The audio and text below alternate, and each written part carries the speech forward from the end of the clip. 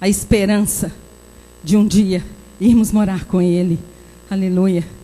Porque Ele prometeu que foi nos preparar lugar para que onde Ele estivesse, estejamos nós também.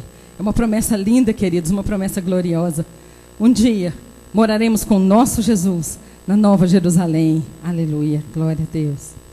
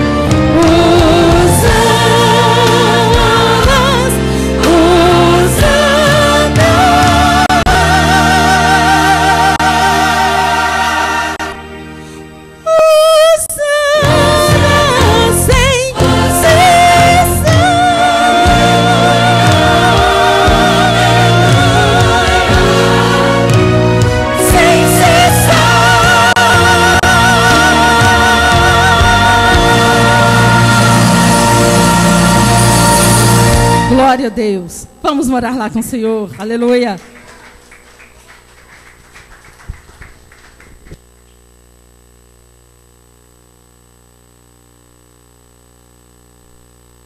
Graças a Deus. Boa noite, igreja.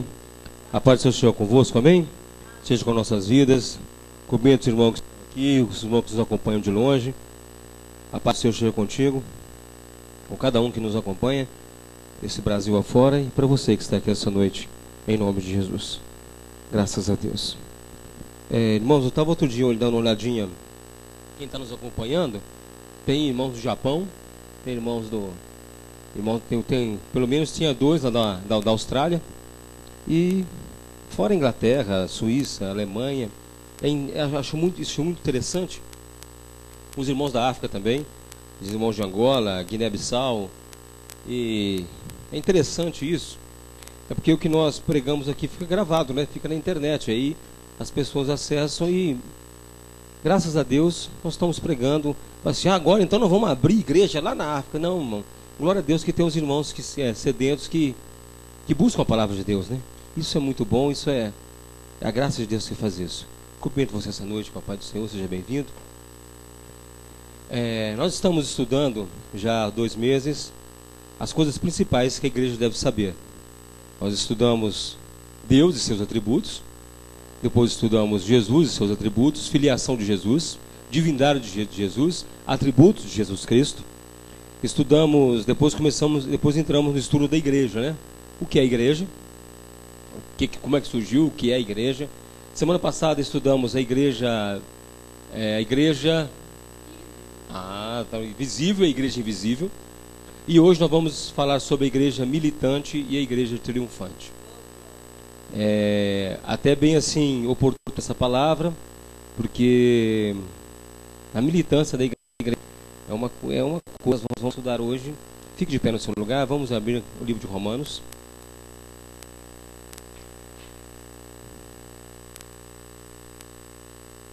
Capítulo 8, verso 7.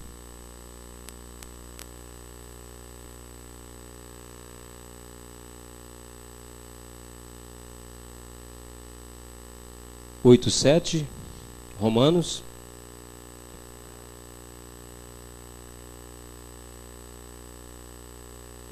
Vamos ler primeiro 7:23. Romanos 7:23, uma página para trás.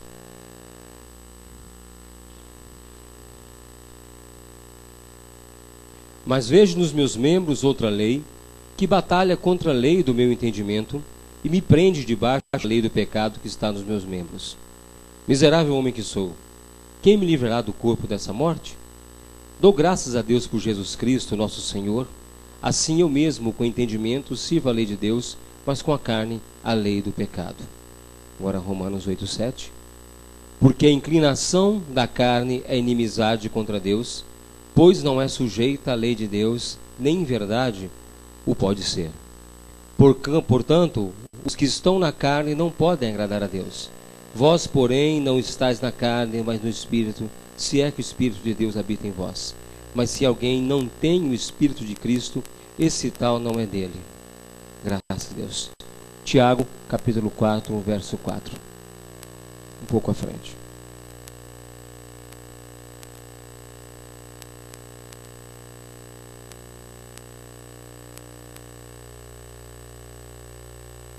Vamos ler a partir do verso 1.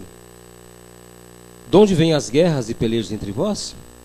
Porventura não vem disto, a saber, dos vossos deleites, que nos vossos membros guerreiam? Cobiçais e nada tendes, sois invejosos e cobiçosos e não podeis alcançar. Combateis e guerreais e nada tendes, porque não pedis. Pedis e não recebeis, porque pedis mal, para o gastardes em vossos deleites. Adúlteros e adúlteras, não sabeis vós que a amizade do mundo é inimizade contra Deus? Portanto, qualquer que quiser ser amigo do mundo, constitui-se inimigo de Deus. Graças a Deus. Senhor Jesus Cristo, é no Teu nome, ó Pai, que nós falamos, ó Pai, da tão grande graça que o Senhor nos reservou. Nós falamos acerca do Senhor e do Senhor somente. Senhor, nos abençoe, meu Deus, tem misericórdia de nós. Abençoa-nos, ó Deus, essa noite, para que falemos da Tua palavra, para que saibamos, ó Pai amado, quem é o Senhor a cada dia. para que tenhamos conhecimento do Senhor e do Senhor somente. Nós te agradecemos, no nome poderoso de Jesus. Amém. Graças a Deus. Pode se sentar.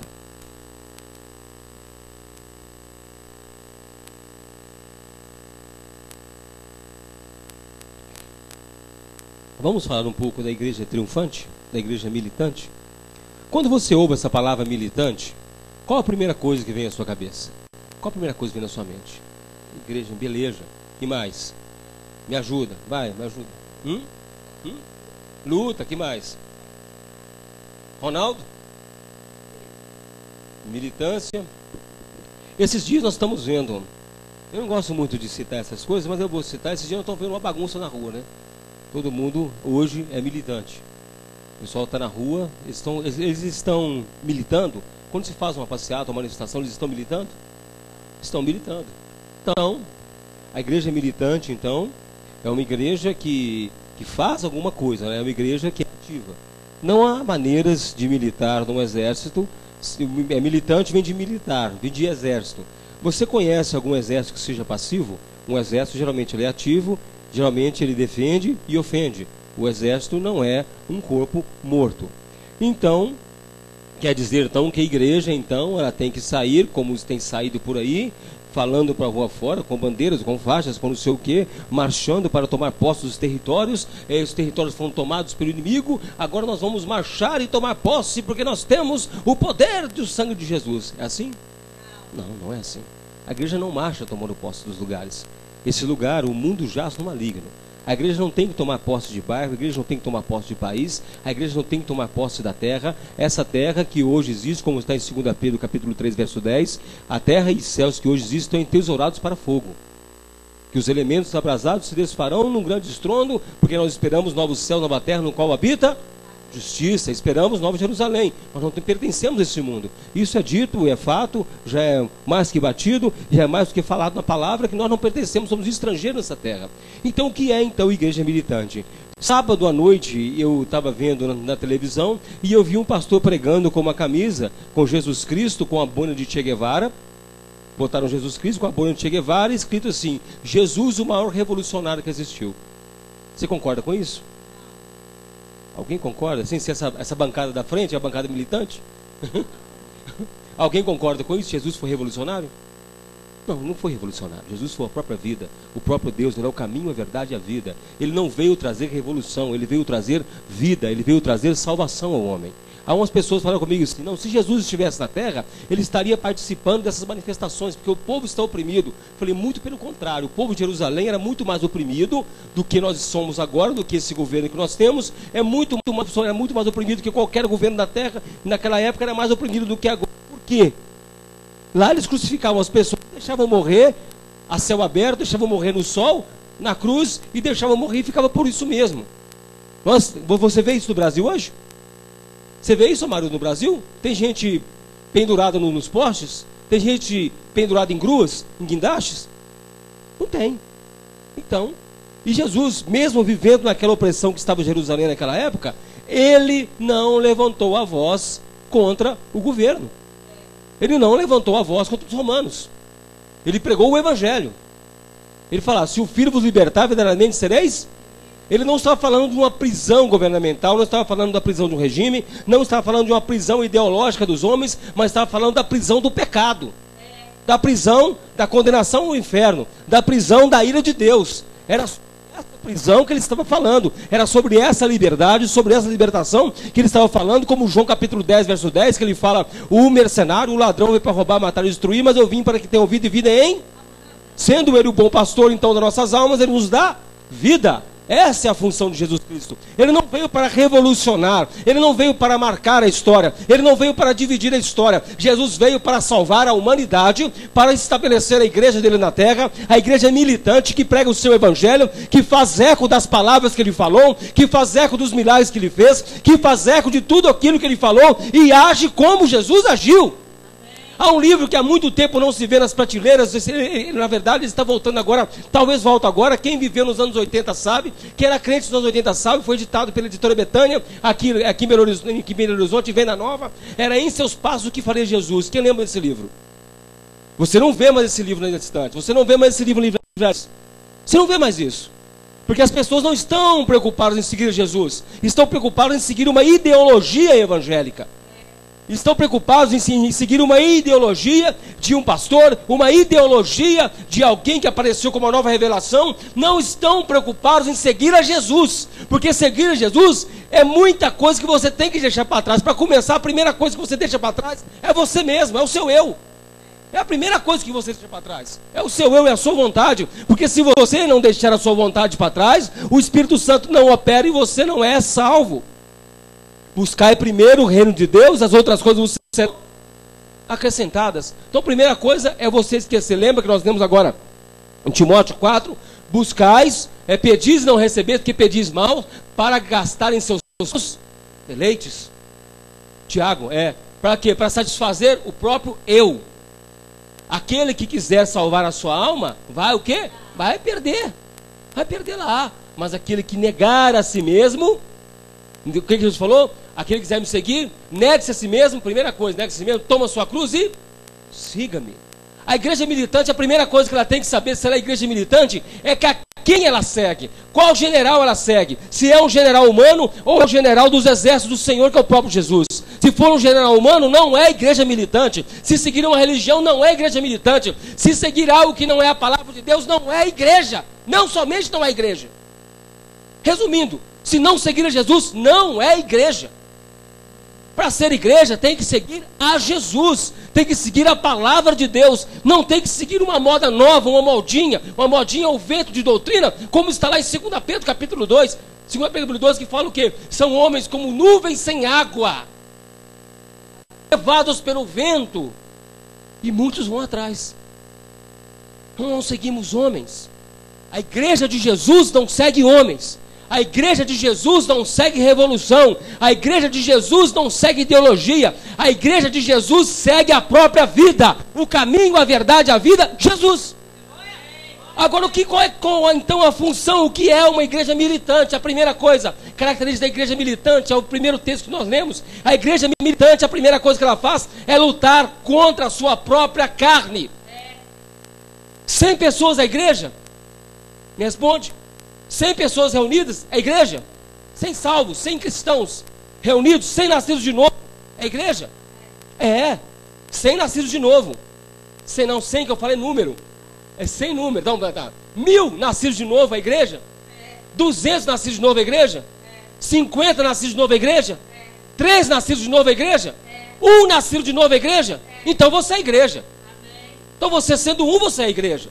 Então qual que é a sua função? Primeira, lutar contra os desejos da carne, lutar contra o pecado, como diz em Hebreus, deixando o pecado que tão de perto nos rodeia, mais perto impossível, porque ele está em nós, em nossa carne, mais perto impossível, está em nossa carne. Paulo, um filósofo, Paulo, um homem nascido de novo, Paulo, um homem transformado pelo Espírito Santo, Paulo, um homem que escreve quase 2/3 do Novo Testamento, Paulo que escreve as cartas, que edifica a igreja, que funda a igreja, que é torturado, que é morto com a cabeça cortada em Roma, ele escreve, conhecendo a Deus, ele fala, miserável homem que sou.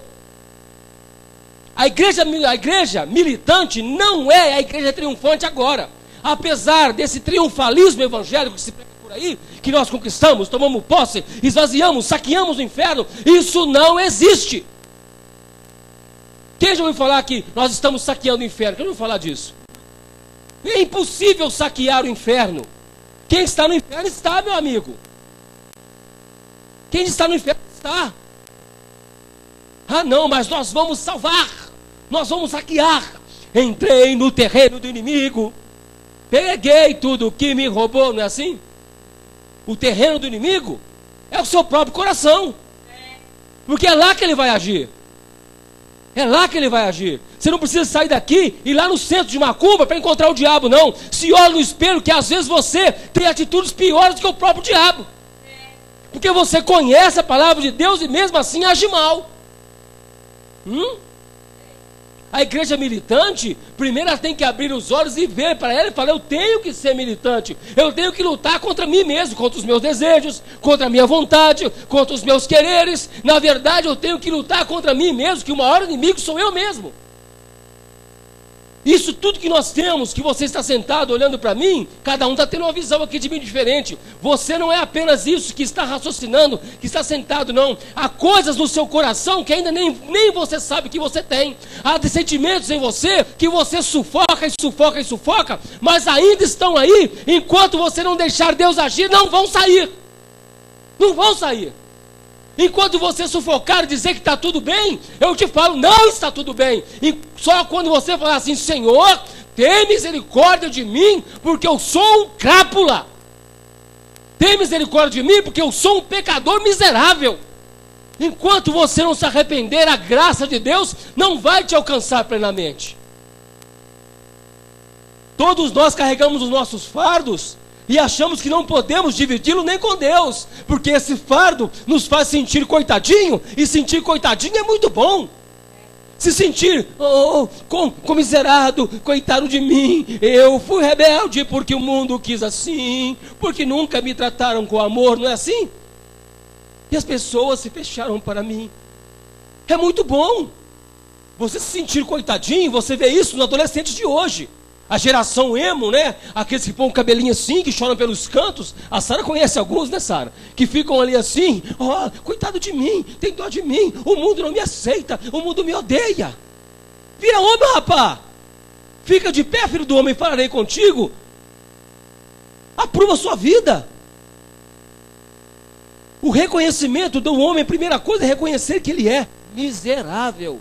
A igreja militar não pode bater no peito e falar assim, agora eu estou do lado vencedor, tudo que vier agora eu tiro de letra, eu chuto, eu bato, eu não sei o que. Mas você tem que reconhecer que a sua força, a força da igreja, vem de Deus e é dele somente. É dele somente. Nós não podemos, por que Jesus falou? Sem mim nada podeis fazer.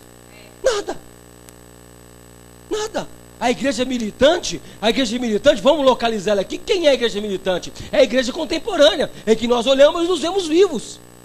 Por que militante? Porque nós ainda brigamos nesse mundo, nós ainda lutamos nesse mundo. Nós lutamos muitas vezes, não tanto contra o diabo, mas lutamos muitas vezes contra o costume do mundo. Nós lutamos contra o mundo. Se a igreja não luta contra o mundo, ela não é igreja. O que nós lemos? A amizade do mundo, a inimizade contra... mas não tem nada a ver, gente. O que tem em tempos modernos? Frase que me dá antipatia. É em pleno século 21. Meu amigo, se fosse no século I, o homem é a mesma coisa. A mesma coisa. Se você tivesse o poder de transportar uma criança lá dos tempos de Jesus, trazer para os dias de hoje, daqui a 10 minutos ele ia estar falando palavrão com qualquer uma das nossas crianças. Se você trouxesse um homem de lá e colocasse aqui, ele ia ser adúltero como nós somos. Que isso, pastor? Misericórdia. Ia ser como nós. A essência humana não mudou. A essência do homem não mudou. Ele não mudou. Nós poderíamos estar andando em carros voadores daqui a 50 anos, já poderíamos ter a cura do câncer, a cura da AIDS. A essência humana seria a mesma. Ingrata. Com um agravante.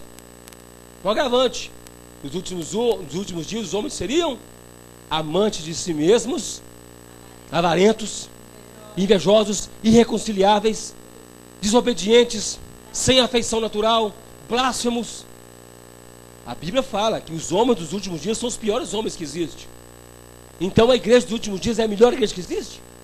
A igreja dos últimos dias então, é a melhor, é o supra-sumo da salvação? Não, a igreja dos últimos dias é a igreja que mais luta e que mais apanha, que mais sofre. A igreja de Laodiceia, sendo ela a última igreja, é a igreja contemporânea que nós vimos hoje, uma igreja contaminada, uma igreja poluída, uma igreja misturada. Você conhece alguma igreja que você consegue identificar nela, não fala nome, só pensa na sua cabeça, você consegue identificar nela algo do mundo? Você consegue imaginar? Você conseguiu perceber? Isso é normal? Se Paulo escreve para Tiago, a amizade com o mundo é inimizade contra Deus. O que Paulo está falando para Tiago?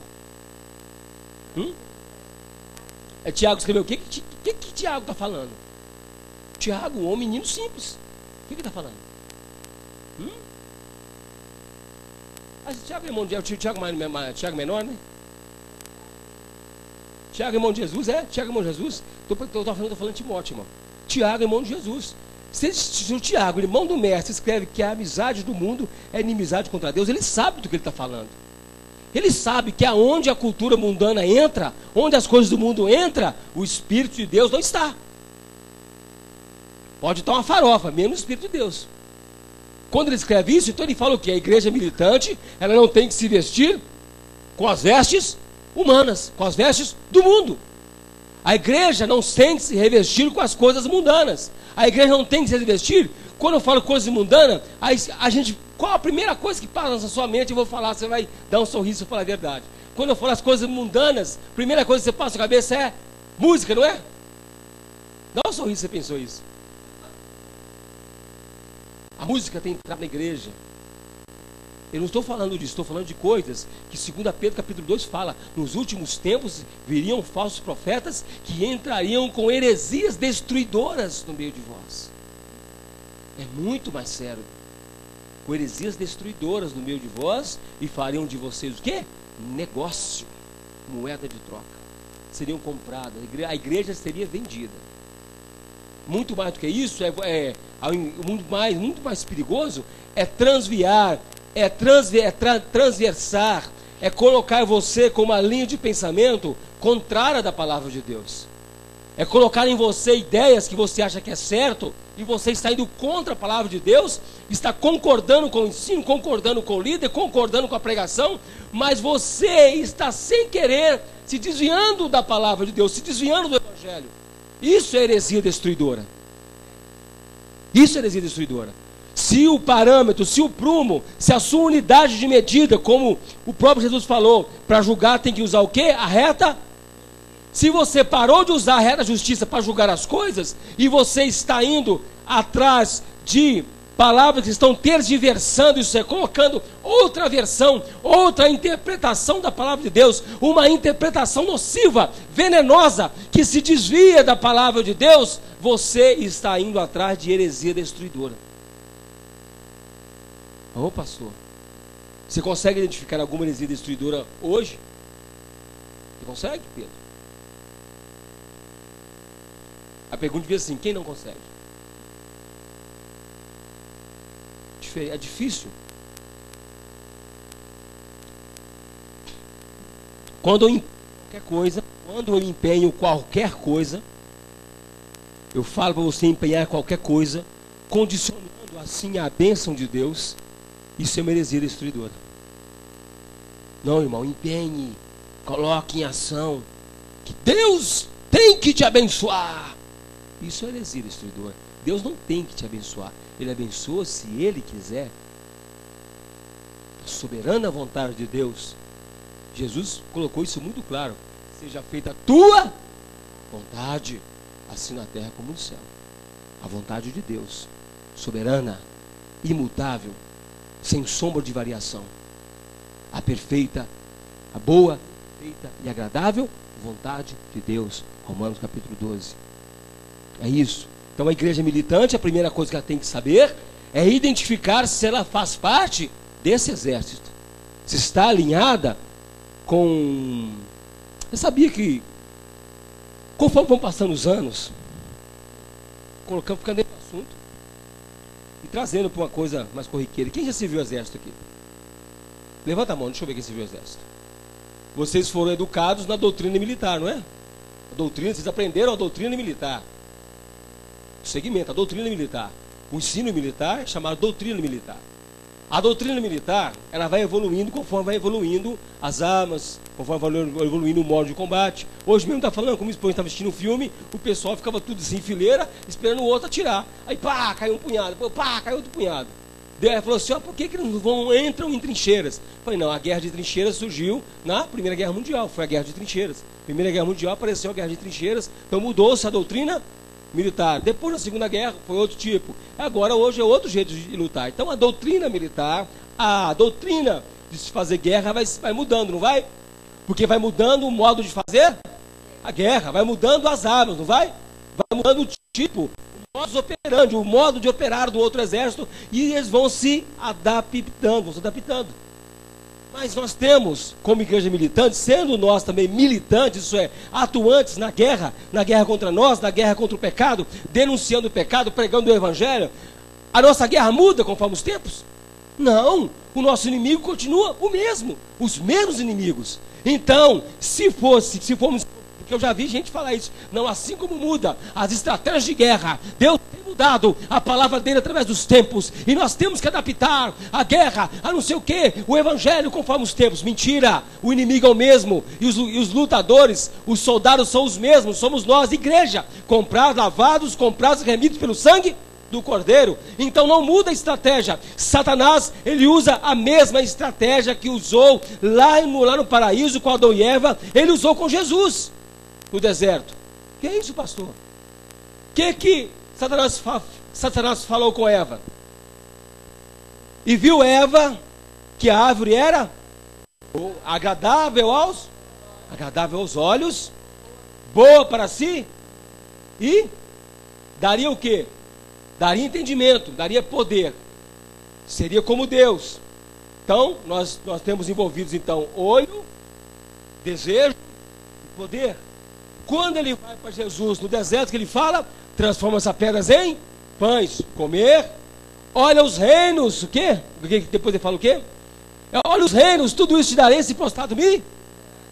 Olha, agradável, eu vi os reinos, assim como Eva viu a fruta.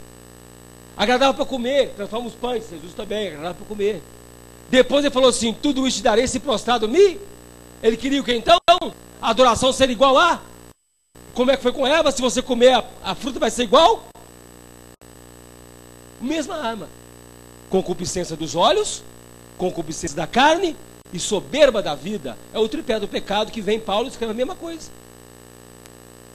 Isso. Não vos confundir. Então, o que tem que fazer com isso? O inimigo então vai trabalhar da mesma forma. Então a igreja não tem que mudar a estratégia. A estratégia é o evangelho, que é o poder de Deus para a salvação de todo aquele que crê. Essa é a estratégia de guerra da igreja. A estratégia de guerra da igreja, ela não consiste numa teologia babilônica, não consiste numa teologia persa, não é uma teologia importada do Egito, que se nós marcharmos durante certo lugar, dando algumas voltas, foi em Jericó, aconteceu isso uma vez, em Jericó, específico, Deus fez em Jericó, para cair os muros, e não fez mais, trocou a trombeta e parou. Então não existe nós darmos 50 voltas, 7 voltas em volta do bairro, tocando chofar, jogando óleo, não sei o que, gritando, o bairro não vai ser entregue em nossas mãos. Deus não trabalha assim. Quem é que convence o homem da justiça, pecado e juízo? O Espírito Santo. Então a função da igreja, muito mais poderoso do que você dar voltas, é anunciar o evangelho. Jesus Cristo é o caminho, a verdade e a vida. É isso que funciona. Essas outras formas de fazer a coisa, porque quando se fala igreja militante, nós imaginamos uma igreja vestida de exército marchando, né? Não, o nosso viver já afronta as trevas. A igreja militante não é uma coisa bem passiva. Como você coloca, por exemplo, bolinha, faz de conta tudo preenchido aqui. Que cor está aqui? E aqui? Branco. São opostos? São opostos, não são? Você está vendo alguma briga entre eles ali?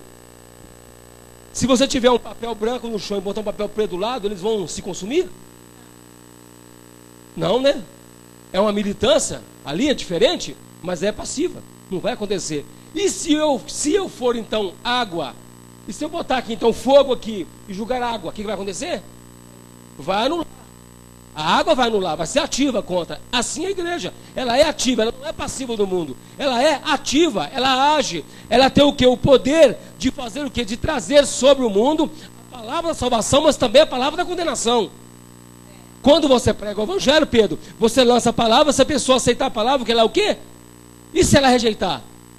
Amaldiçoada, perdida, condenada. É ativo. Não é uma coisa que vai ficar só parada. A palavra que você prega, ela vai achar o quê? Vai voltar vazia, vai fazer o propósito que ela foi lançada. Ou salvação ou condenação. Se você vai lá numa pessoa que está em coma, aí de repente ela fica constante, chama fulano. A Emília já fez isso, Emília. Que chega lá e prega, não é? A função é pregar, Emília. Se vier salvação, é o Espírito Santo. Se não vier, é o Espírito Santo. Glória a Deus, você fez a sua parte. Eu preguei o Evangelho.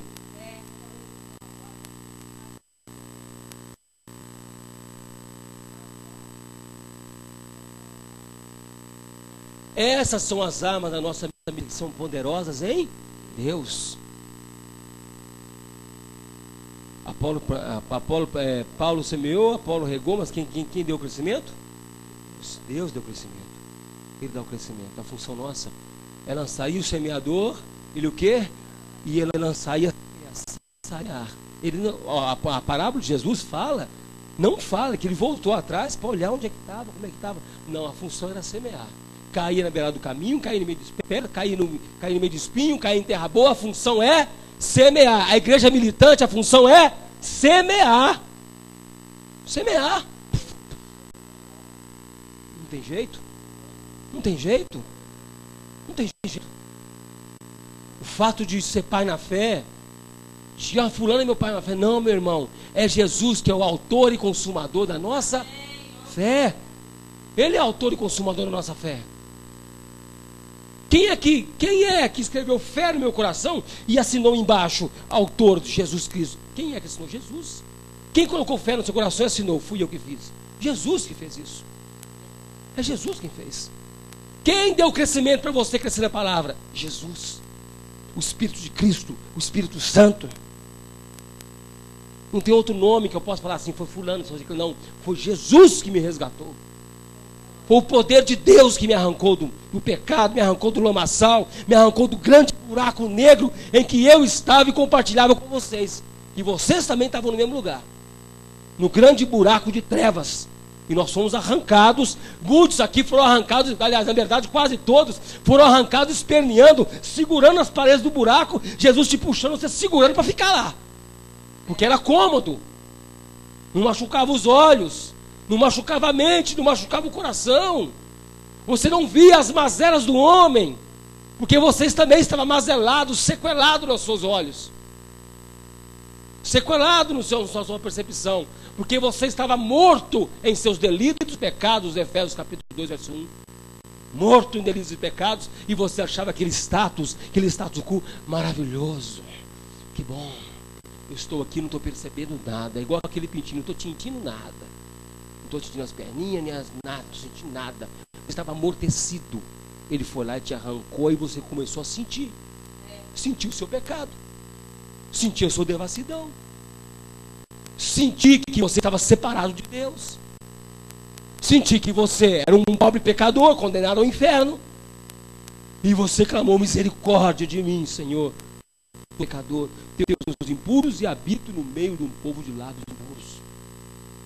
A igreja militante, ela é militante quando ela tem as vestes limpas. Ela é militante quando ela recebe do próprio Jesus Cristo vestes limpas. Ela é militante quando ela abre a boca, sai o Evangelho. Quando é na hora de pregar, ela prega o Evangelho. Ela não conta historinha nem carochinha, não conta fábula nem historinha. Ela fala do Evangelho. A igreja militante não tem espaço na mídia. Não tem. A igreja militante não tem espaço para proclamar o Evangelho de Jesus. A igreja militante, ela é tolhida. O mundo age contra ela. Age contra. A oprime, a empurra. Agora, se ela se alinhar aos costumes, a ideia do mundo, ela tem todo o espaço. Mas ela deixa de ser igreja. Porque a amizade do mundo é inimizade contra. Há uns fenômenos acontecendo interessantíssimos no Brasil.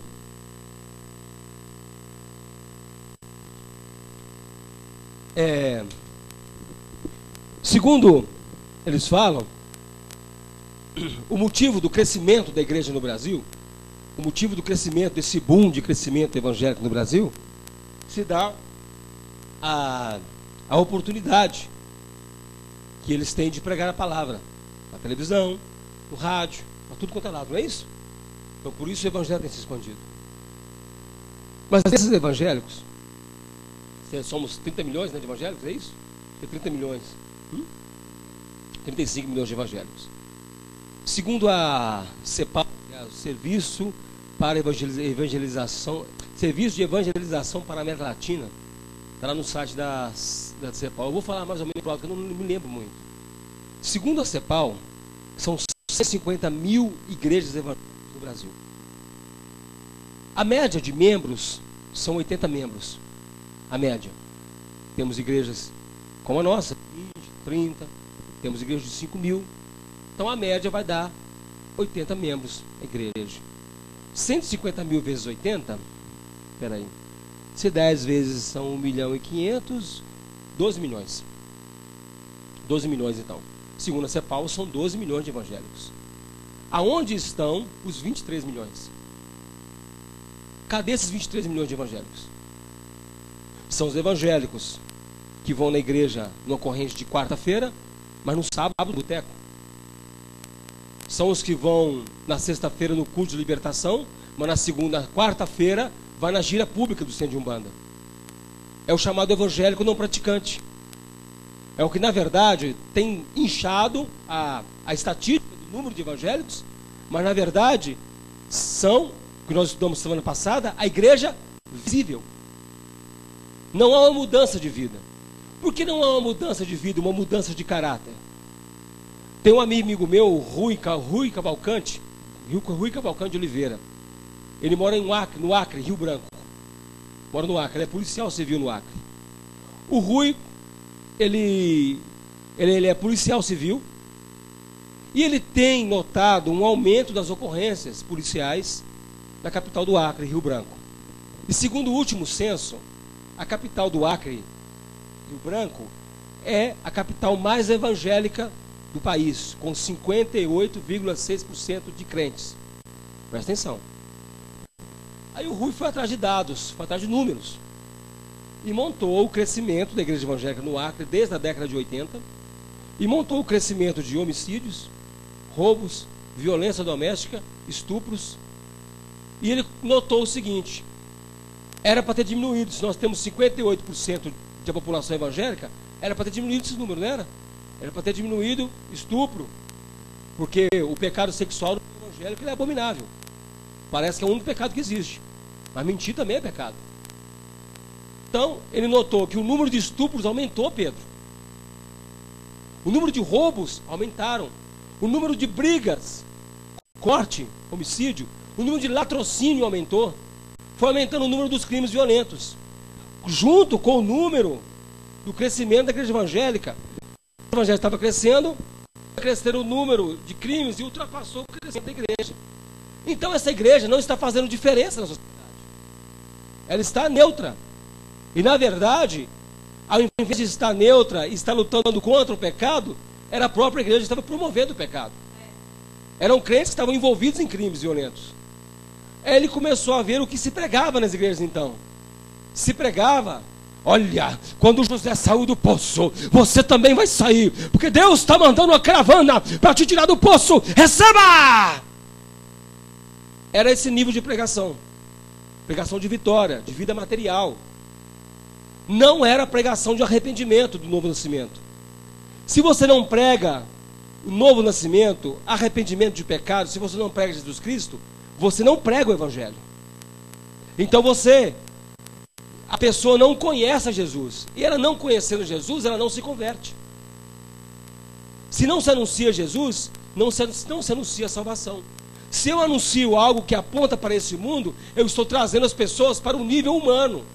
Eu estou fazendo aqui apenas uma reunião de autoajuda. E isso não vai gerar cristão. Não vai gerar crente. Vai gerar pessoas que fazem parte de uma igreja. Vai gerar igreja visível e não igreja invisível. Comissão integral. Vai gerar pessoas simpatizantes do pastor, simpatizantes da denominação, frequentadores da igreja, mas não crentes, não cristãos. Então ele falando isso, aí ele escreve um texto falando da necessidade urgente de se pregar o evangelho no Acre, no Rio Branco. Se pregar o evangelho, a palavra de Deus que traz o homem ao arrependimento.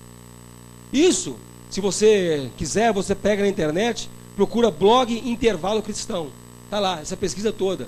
É um texto imenso, com gráfico, todos os dados estão lá, tirado do site do IBGE. Não foi assim alguém que pensou, não. Ele foi atrás da coisa e botou no papel. Então, se nós falamos isso, essa igreja de 58,6% é a igreja militante?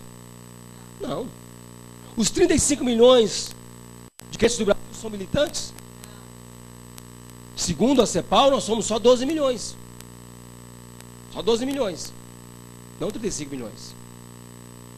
Se quiser ver isso, está no site da CEPAL também. Estou falando de dados para nós diferenciarmos.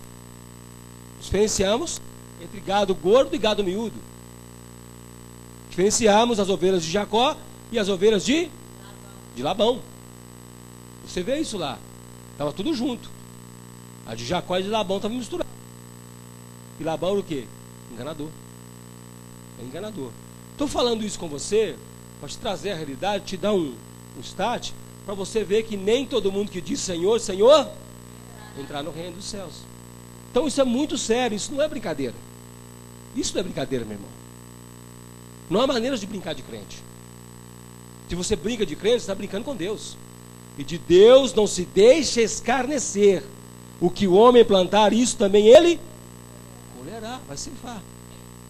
Então ser igreja é muito mais sério. Depende, a nossa vida depende disso. A nossa vida depende disso, de sermos crentes, de sermos cristãos, autênticos, de conhecermos a palavra, de estarmos alinhados com a palavra de Deus e de pregarmos a palavra e não pregarmos 9 horas, pregarmos nhenhenhé, ó historinha. O que a minha vida interessa para vocês? Ó irmão, essa hoje, glória a Deus, hoje na hora de fazer o almoço, minha esposa fez um arroz gostoso, eita glória, minha esposa, não faz isso, igreja não é lugar para isso. Não é lugar para isso. Igreja não é para falar da vida, não é para falar minha vida para vocês. Igreja é lugar para falar da vida de Jesus. De falar de Jesus Cristo. Para falar isso.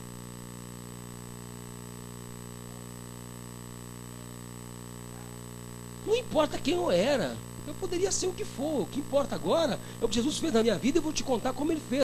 É a palavra de Deus, a pregação. Então, a igreja é militante. Ela não é uma igreja expoente, não é uma igreja que vai estar na mídia, na sociedade, é que são os bons. Geralmente a igreja militante, o crente que é crente, ele é colocado em segundo plano na sociedade, ele não é aceito, as ideias são rejeitadas, ainda que estão alinhadas com a palavra de Deus, são rejeitadas, não é levado em conta o que ele pensa.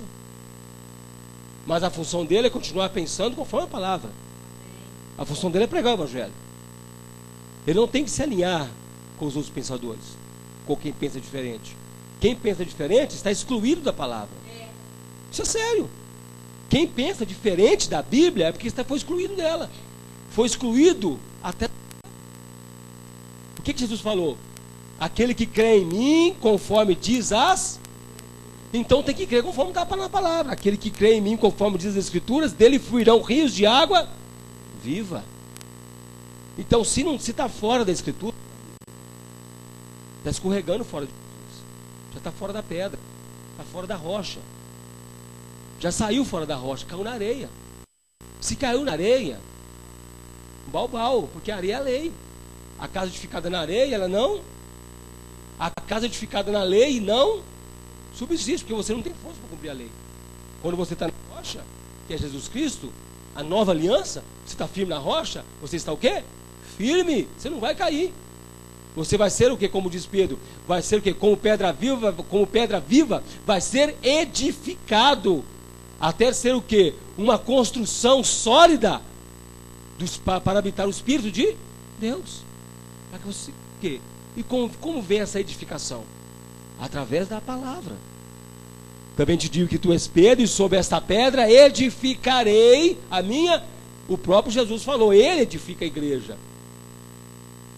Então, primeira coisa, a igreja militante tem que saber que ela é igreja. Que ela é igreja, com I maiúsculo. Que ela é um povo que foi comprado, é um povo, é um zambujeiro bravo que foi enxertado na oliveira, que está enxertado em Jesus Cristo. Que ele era um condenado ao inferno, mas agora é salvo. que ele antigamente não era povo, mas agora é propriedade comprada de Jesus.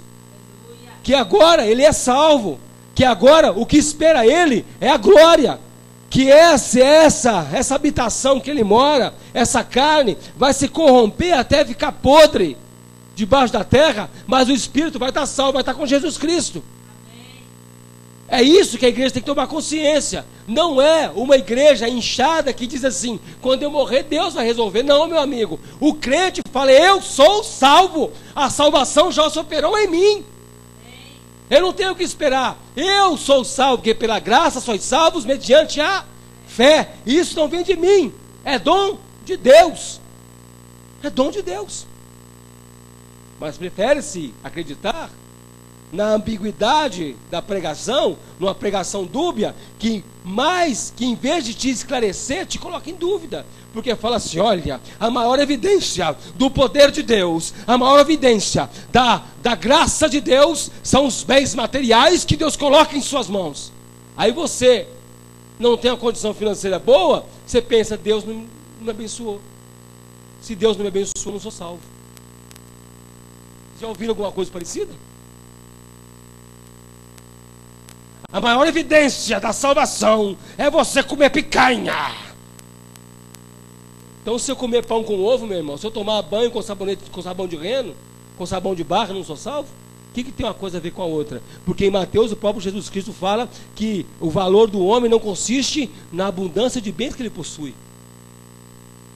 E como fala em Hebreus, no capítulo 11, que fala da fé, fala que alguns andavam vestidos de pele de animais, andavam errantes pelos montes, vivendo em cavernas. E João Batista, que comia gafanhoto, não é porque ele queria, não é porque não tinha o que comer, porque na verdade João Batista foi colocado como um pária. Ele foi quase que expulso, porque ele abandonou aquilo que ele devia ter sido, o sumo sacerdote, no turno de Jesus Cristo. Jesus Batista seria o sumo sacerdote, mas os romanos colocaram Anás e Caifás, e João Batista, vendo como virou o templo de Jerusalém, ele foge para o deserto, e o povo judeu o coloca: aquilo é um covarde, era para ele ser sumo sacerdote, agora ele está morando lá, não vamos dar nada para ele. Ele foi morar no deserto, vestindo de pele de animal, comendo gafanhoto. Você acha que foi porque ele quis? Tem tudo um histórico atrás disso, ô Marildo. Ele era para ser sumo sacerdote, o pai dele era filho de Zacarias, né? Zacarias, que era sumo sacerdote, João Batista era sumo sacerdote também. Mas Anás e Caifás era cargo político, os romanos botaram eles lá. Os romanos puseram ele lá, para manter o povo sob controle. E aí vem gente falar que: não, ó irmão, você está passando luta, está comendo pão com ovo, lá, cuidado, hein, você tem que se converter. Eu já comi fubá, meu irmão, com água, que não tinha para comer em casa. Minha mãe está ali, é mentira, mãe? Está roubando o Senhor por causa disso. Que isso, meu? Que isso? A salvação, ninguém arranca de você, ainda que puxem sua língua para fora com alicate, ninguém arranca a salvação de você, ainda que arranca as suas línguas, que furem seus olhos, como faziam com os nossos irmãos lá na União Soviética, arrancavam as unhas, arrancavam os olhos para negar Jesus Cristo. Eles não negavam. Não precisamos lá atrás, lá em Roma, não. Vamos agora, aqui década de 80, a União Soviética. Vamos agora, esse ano agora, na Albânia, que eles fazem isso até hoje com os crentes.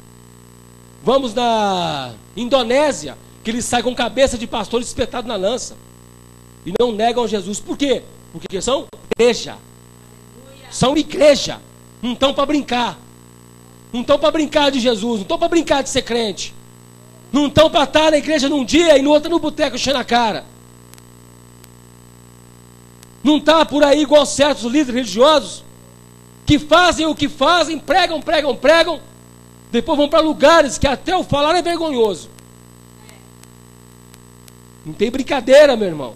A igreja militante, a primeira coisa, ela milita contra ela mesma. E de troco, ela é sal da terra e luz do mundo.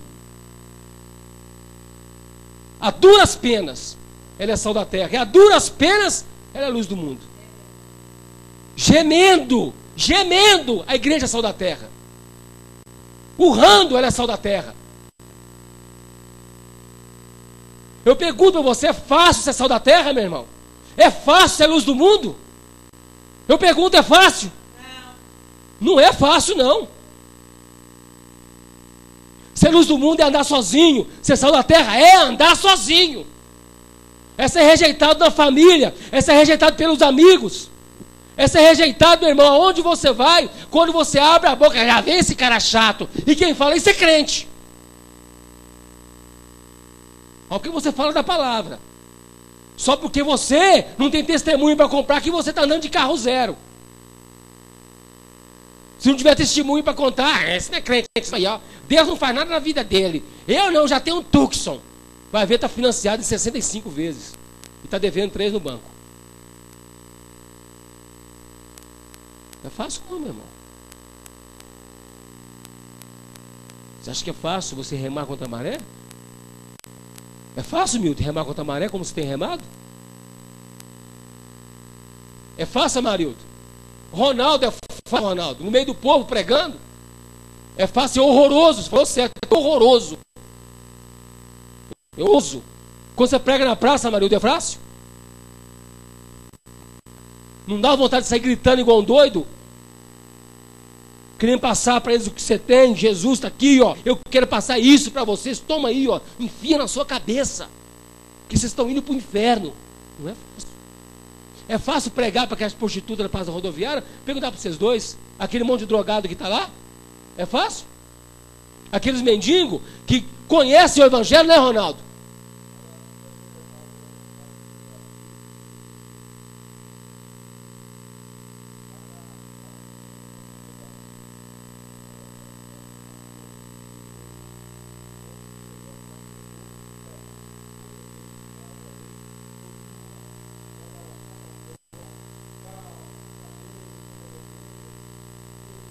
Perdeu a família toda e hoje mora na rua, é mendigo. Nós conhecemos pastores, o Ronaldo e o Amarildo, o Arlen não está aqui, eles pegam na Praça Rodoviária.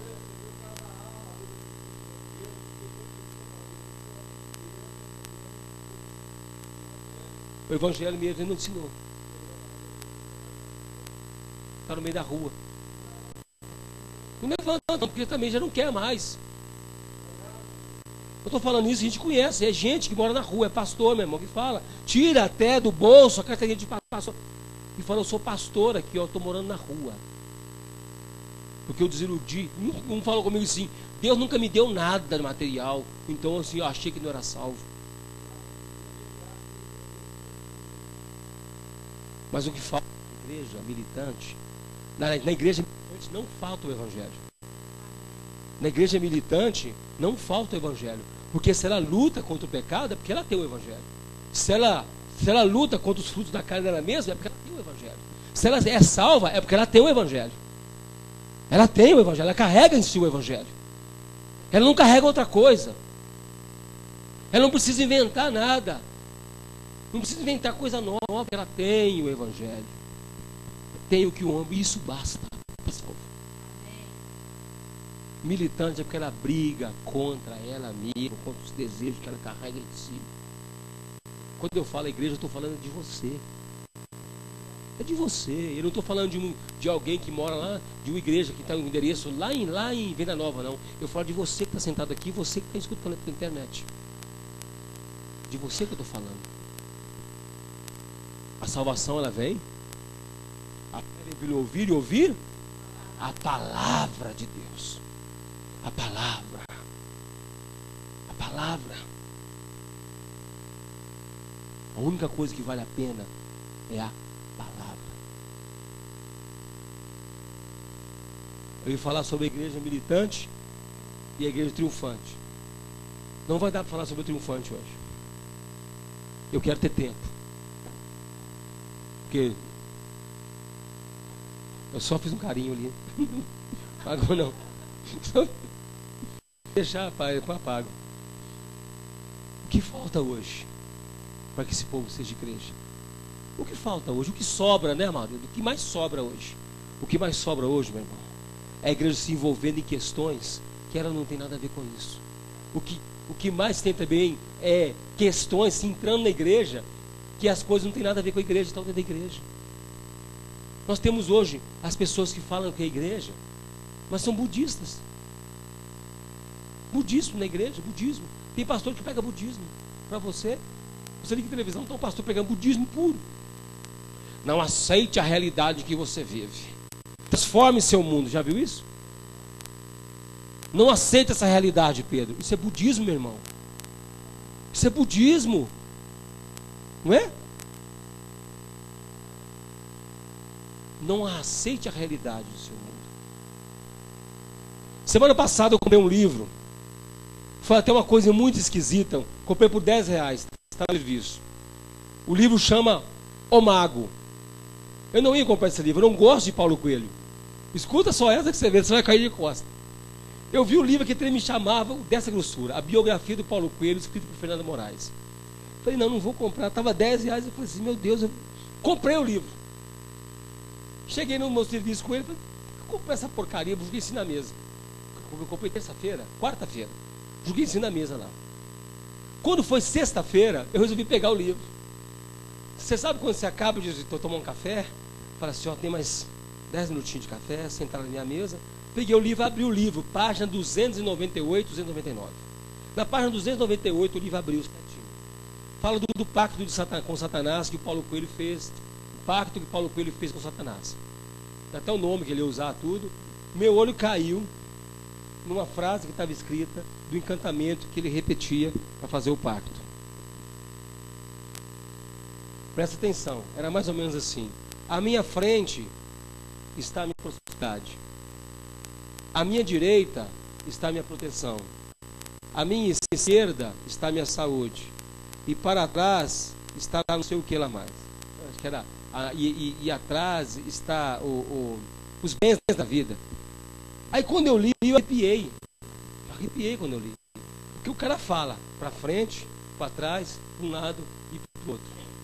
Aí eu lembrei na hora, para a direita, para a esquerda, e para frente e para trás, por todo lado, sou abençoado. Falei, meu Deus do céu. Se quiser pegar esse livro, eu até trago para te mostrar. Vou trazer no domingo que vem para te mostrar. O pacto fala isso, de direcionamentos, é isso, aquilo. Então as pessoas trazem as coisas para dentro da igreja e nem sabem de onde está vindo. Nem sabem de onde está vindo a coisa. Por quê? Porque é uma coreografia bonitinha, Ronaldo. Né, uma coreografia bonitinha, inocente. E diz que funciona. Talvez não seja a intenção de quem fez, mas o mundo jaz no maligno. Então, é tudo, meu irmão. Você pega uma Bíblia, igual uma Bíblia. Quem tem uma RA aí, levanta a mão. Uma RA aí. Romanos capítulo 8, verso 1. A Bíblia RA. A sua é? Leia aí quem tem uma RA aí. Romanos 8, 1. Como que a igreja, algumas coisas vão passando. Eu gosto de falar isso de vez em quando, meu irmão. Nós até lemos capítulo 8 hoje, né? Leia aí a sua RA. Leia a sua, deixa eu ver. Não, é o Romanos 8, 1. Só de você ler eu já sei.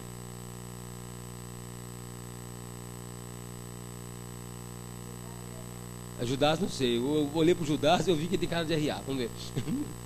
8, 1.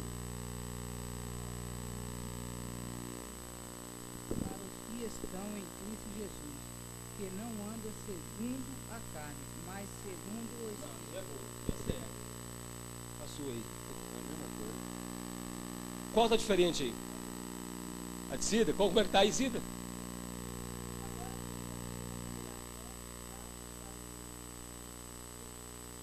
O resto do versículo. Você que tem uma Bíblia RA, está faltando um pedaço aí. Porque a condição para não ter nenhuma condenação sobre sua vida é você andar segundo o Espírito, ou segundo a carne. Já suprimiram isso. E tirando isso, muitos outros textos tiram o senhorio de Cristo e tiram a condição para você andar na presença de Deus. Por exemplo, Paulo, quando converte, a mesma RA fala o seguinte, quando Jesus fala assim, Paulo, verás como é duro recalcitrar contra os meus aguilhões. Já tiraram isso também. Porque ser crente não tem dureza não, ser crente é fácil. Então vão suprimindo as coisas, vão tirando a vida da palavra, para que você não seja convencido do pecado. Só fica assim, agora nenhuma condenação há. Oh, glória a Deus, aleluia. Mas o resto diz que não anda segundo a carne, mas segundo que não é igreja que anda na carne, mas igreja que anda segundo o Espírito. Então que seja igreja militante. Então nenhuma condenação há para a igreja militante, que é de Jesus. Para quem anda segundo a carne, tem condenação. A condenação está aí. Então isso é muito, meu irmão, é muito sutil. As coisas que vão entrando dentro da igreja, as coisas que vão entrando dentro da igreja e vão tomando conta e vai virando verdade dentro da igreja. Vamos encerrar. Eu vou encerrar hoje no horário certinho.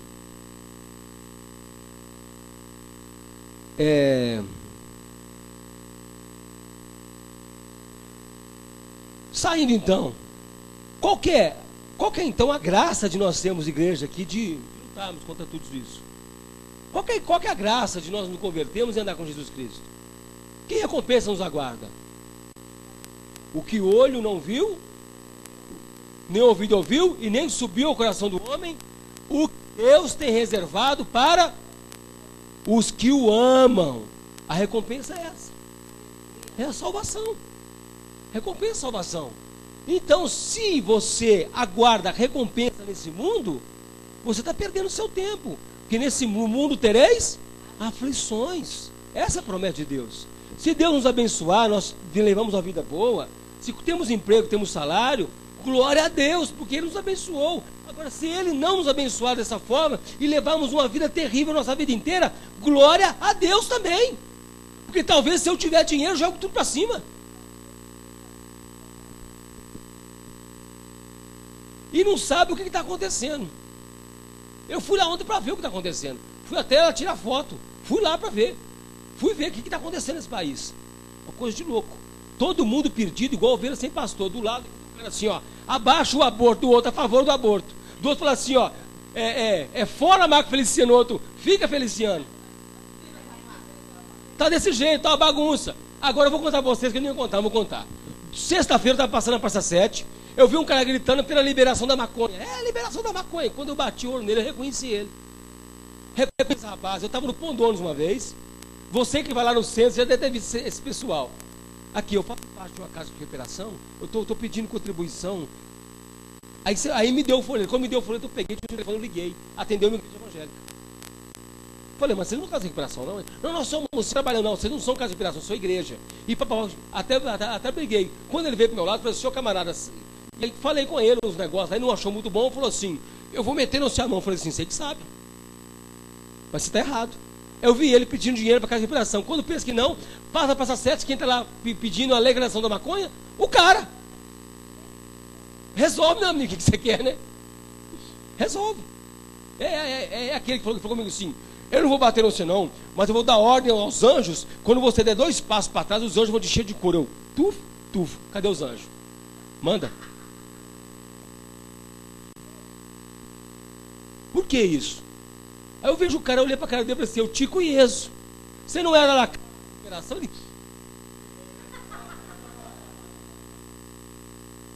Então, meu amigo, Jesus, quando viu a multidão de Jerusalém, ele chorou e viu o quê? Como ovelhas que não têm. Quem tiver um megafone, ganha esse povo todo. Quem tiver um megafone, uma voz ativa, ganha esses 100 mil que saiu ontem. Do jeito que eu vi ontem, ganha todo mundo. É só o cara começar a falar aquilo que eles querem ouvir. E é a situação da humanidade. 2 Timóteo, capítulo 4, se não me engano, darão ouvidos a mestres. Elegerão para si falsos mestres que falarão aquilo que eles querem. É a situação não só desses 100 mil, mas de toda a humanidade. A maioria dos crentes está assim. Eles querem apenas o que eles querem ouvir, dando ouvido a fábulas. Dando ouvido a fábulas. E quando ouvem o evangelho, sentem comichão, o ouvido purga, sai pus do ouvido quando ouve o evangelho, não aceita, não recebe, porque dói, mas coloca alguém que prega apenas o que ele quer ouvir, porque faz bem ao coração. Se o evangelho fazer você se sentir muito bem, tem alguma coisa errada. O evangelho tem que te fazer sentir mal, tem que te dar náusea, te dar nojo. Quando você olha para você, quando você lembra do seu passado, tem que te dar nojo e não fazer você esquecer o seu passado, não. Porque em Jeremias fala que Deus traria os seus pecados à sua lembrança e você sentiria nojo. Não é fazer, e vou esquecer agora. Não é isso.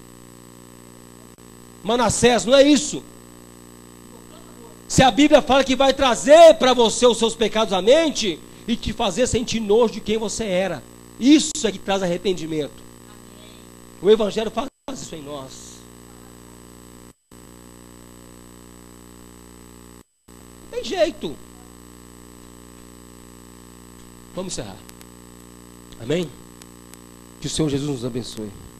Que nós sejamos igreja militante. Que nós sejamos uma igreja que saibamos botar a nossa casa em ordem. Que o Espírito Santo nos ajude, cubra sua cabeça no seu lugar. Em nome de Jesus Cristo. Senhor Jesus, os espinhos que nós pisamos a cada dia, Senhor, que nós botamos nos nossos pés, ó Deus.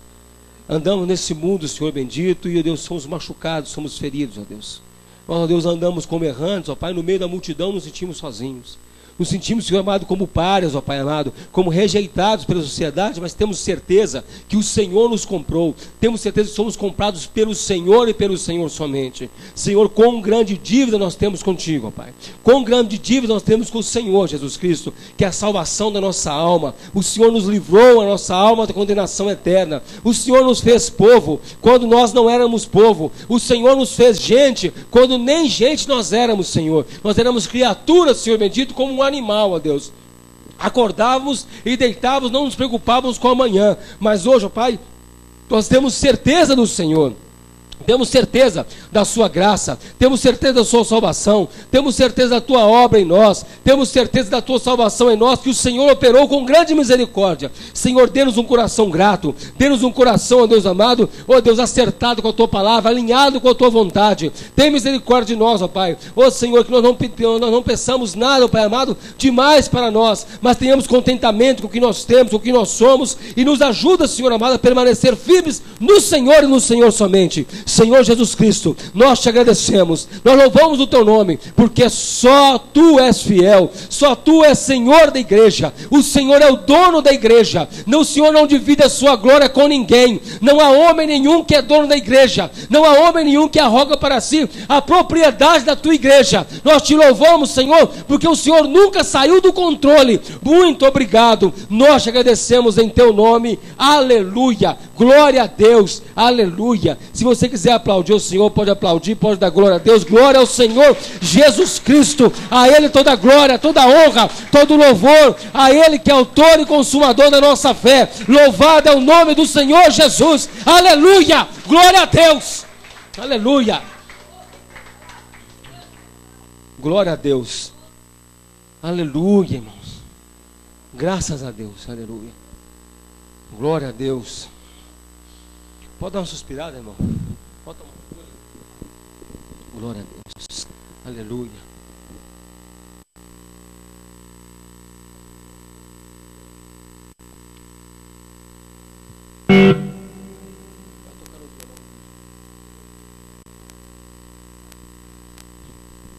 Há muitos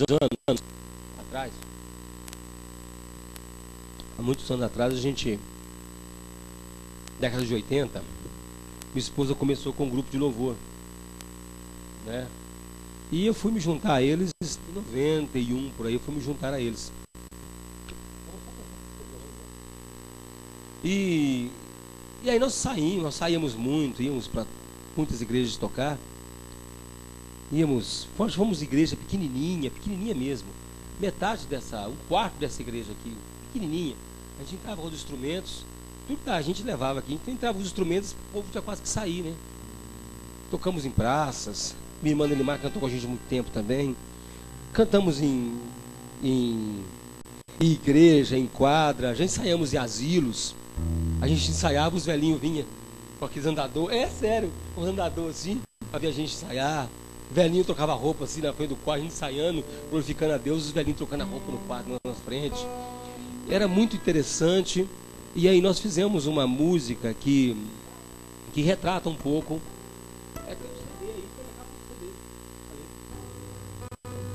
E aí nós fizemos uma música que retrata a gente andando nessa andança nossa. E eu vou ver se eu achar a letra que a gente canta. Vamos ver se vai dar. Se eu achar a letra aqui, porque já passou muitos anos e a idade nossa já está chegando a um estado em que vai deteriorando, né? As lembranças. E você tem, Rodrigo? E aí vamos cantar essa música que lembra essa época nossa. A gente saía, muitas vezes, aconteceu um fato, uma vez nós fomos cantar numa igreja, lá numa favela perigosa. Aí nós acabamos de cantar, aconteceu uma coisa que nunca aconteceu.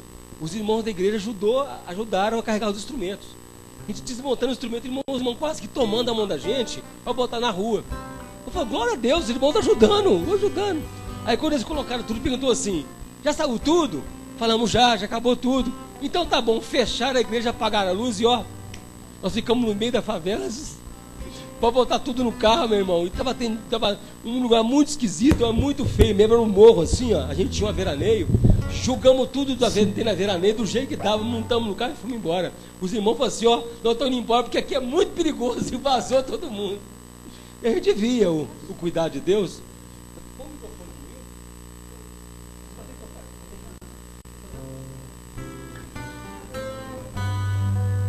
E aí a gente fazia assim, e foram um monte de coisa que foi acontecendo, e fizemos essa música que a gente vai cantar agora. Amém? Que você só pensar, e quando nós estivermos cantando, se você quiser trazer sua oferta à frente, você tem liberdade de trazer sua oferta, depois a gente vai estar orando. Tá bom? Deus abençoe.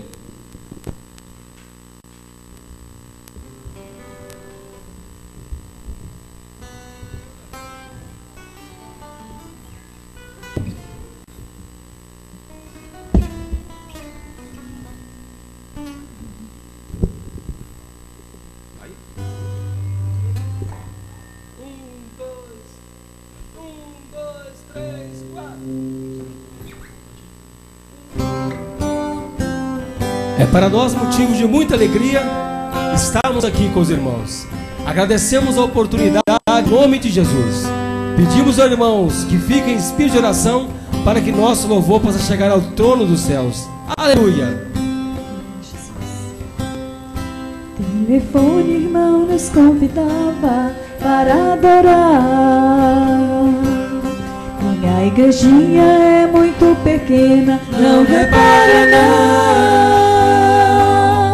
Se possível, vocês tragam todo equipamento,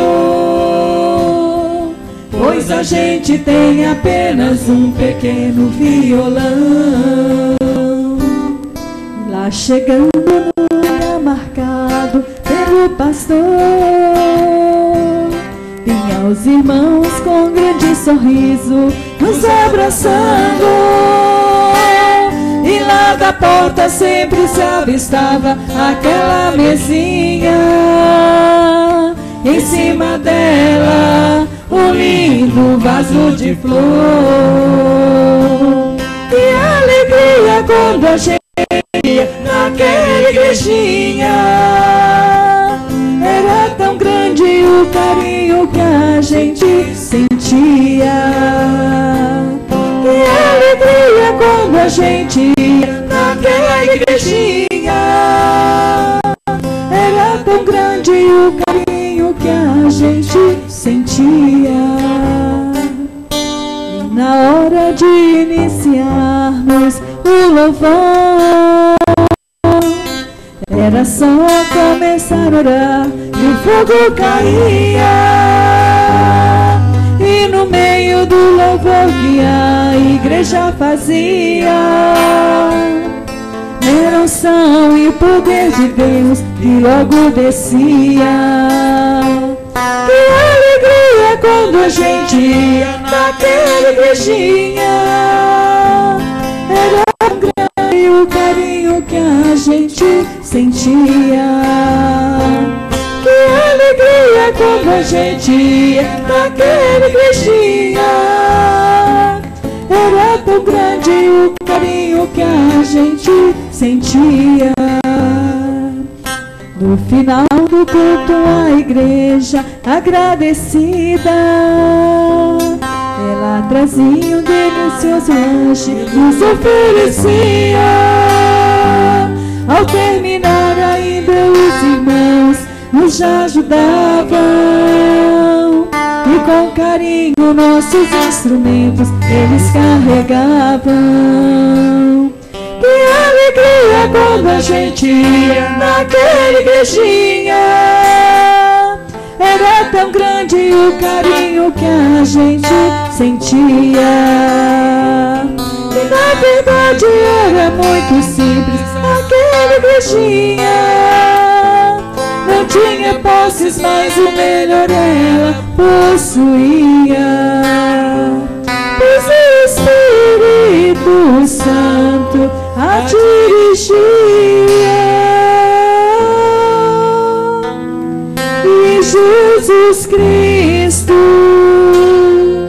com liberdade ali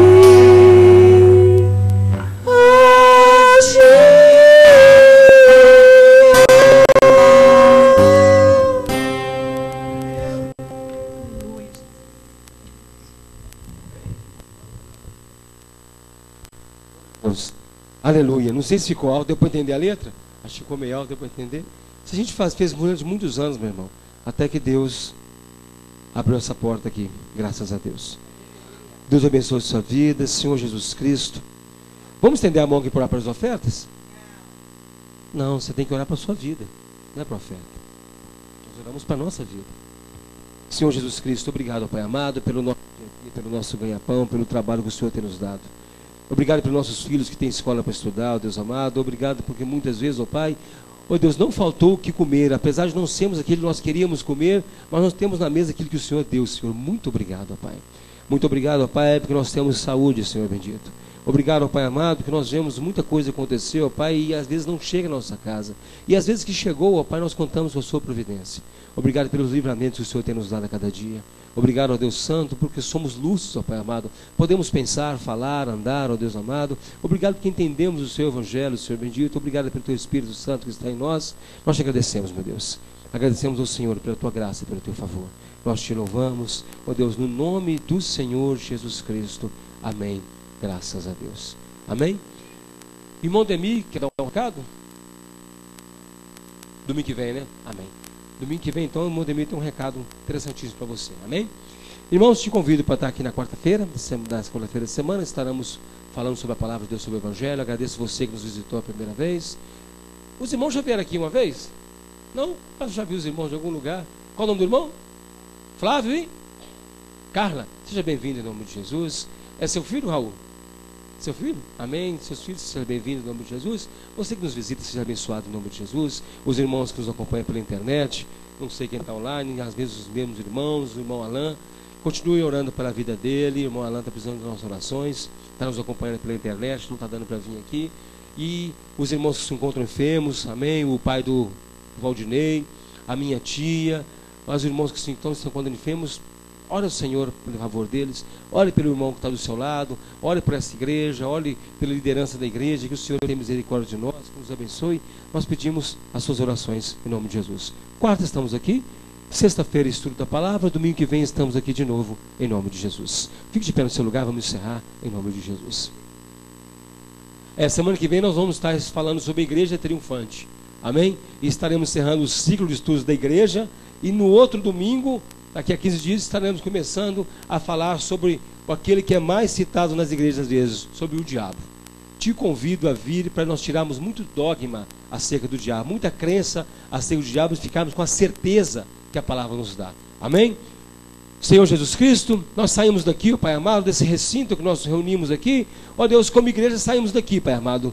Dali para fora, Senhor amado, contamos com a Tua graça, Senhor bendito. Estaremos expostos a todo tipo de tentação, todo tipo, ó Deus amado, de retaliação não, Pai, de tentação, ó Deus, todo tipo de luta, né, lá fora, Pai amado, mas contamos com o Senhor, porque o Senhor não nos abandona nunca. Sabemos ou não sabemos o que essa semana nos reserva, mas sabemos apenas que o Senhor estará conosco. Tem misericórdia de nós, nos ajuda, nos sustenta a Tua presença, no nome poderoso de Jesus. Que o Senhor nos abençoe e nos guarde, que o Senhor faça resplandecer sobre nós o Teu rosto e tenha misericórdia de nós, que o Senhor sobre ti levante o Teu rosto e te dê a paz, em nome de Jesus. Irmãos, queria noticiar aqui rapidinho, o irmão Giovanni mandou falar que a filha dele nasceu, a Gabriela nasceu, está passando bem, né? Se não me engano ele falou com a gente que ela tem um pequeno probleminha nos rins, esteja orando por ela, pela vida do Giovanni, da Karina e da Gabriela que nasceu agora, e Deus abençoe o Giovanni, lá do Rio de Janeiro, está nos acompanhando, amém? Deus abençoe, em nome de Jesus, vá em paz, o Senhor te acompanhe, glória a Deus.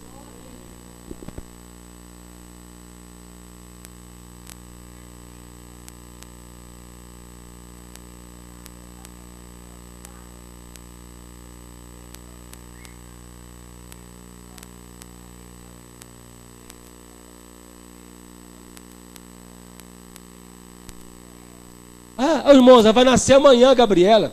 Nasce amanhã. Amém. Vai nascer amanhã. Amém. Glória a Deus. Ele falou, nasce amanhã.